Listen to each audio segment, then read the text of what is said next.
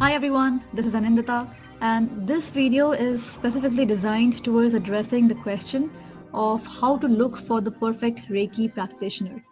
Many times I have people asking me what they should be looking for while looking for a Reiki practitioner, either for going to a Reiki session or for learning a Reiki class. And in my opinion, there are certain things you should look out for, but again, it really depends from person to person. So just see what works out best for you. First of all, the proximity of the class is very important. If you have to travel a great distance, then that would be an additional time as well as cost. Well, once in a while, I do have people who are traveling from adjoining states to attend a class. But usually, I've seen those people, they may be having some family members or friends where they spend the night. But seldom I have also had people who actually have the money to come over and stay in another state and just pay for the hotel rent to attend a class. So it really depends on your budget. So depending on what your budget is, if you see that there is no Reiki class happening in your own locality within your own state, you might be open to traveling to another state. However, these days, some Reiki teachers do provide online webinars, live online webinars. In fact, I have also started teaching a couple of live online webinars, which I literally do once every month or sometimes once in a quarter, depending on how many people are asking for it. And the reason I started doing this is because I was, having a lot of people telling me that they were not able to attend a certain class because they wouldn't be in the city or they cannot travel so much. And plus, there are certain states or cities which are not so densely populated and where Reiki is not that widely spread. There aren't too many Reiki practitioners in the area. Maybe the people there don't really believe in the modality. But there are some people here and there who are looking for a Reiki class, but just because the class is happening so far away, they cannot go and attend it. So for those people, an online live webinar is extremely helpful. And that is the reason why I started doing the webinars. And since it is an energy healing modality, it doesn't matter if you are doing it through an online class because energy is everywhere. We are part of this energy soap. So distance and time is literally an illusion. I speak more about that in my level 2 classes. But in short, what I can say is it really doesn't matter whether you are learning Reiki through a home study course or whether you're learning it in a live class where you're meeting the person face to face or whether you're doing it through an online webinar. In fact, I have myself attended a lot of online webinars, not related to Reiki, but related to other energy healing modalities, where there was a lot of energy clearing involved. And I have myself felt the energies even over the distance. And I have done a lot of energy work over distance to know for sure that the energy works exactly the same way, whether you are physically present or not. So one of the considerations that you need to keep in mind is how much money you want to spend on it, whether you are ready to travel a long distance or whether it will be more convenient for you to just be at the comfort of your own home and maybe attend an online webinar. So the proximity of the class, the cost of the class, these are definitely important considerations. Another important consideration would be that I myself, when I'm looking for a teacher for myself, even though I teach Reiki classes and I have also learned a lot of different modalities and things like that, but I'm still constantly looking for newer and improved and more and more things to learn.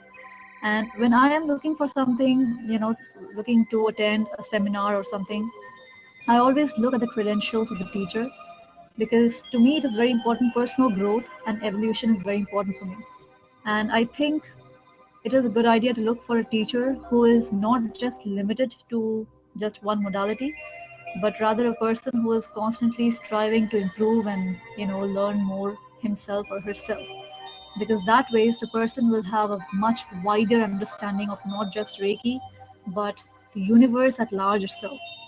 And such a person would be able to provide you with a much more broader picture of everything instead of just um, talking about some rituals and superstitions, because I know that Reiki as a modality has been under a lot of superstitious practices for a long, long time. So it is a good idea to see if the teacher is somebody who is only practicing Reiki or somebody who is actively involved in their own personal development, which is very important for me as a person. Another important consideration might be the reviews.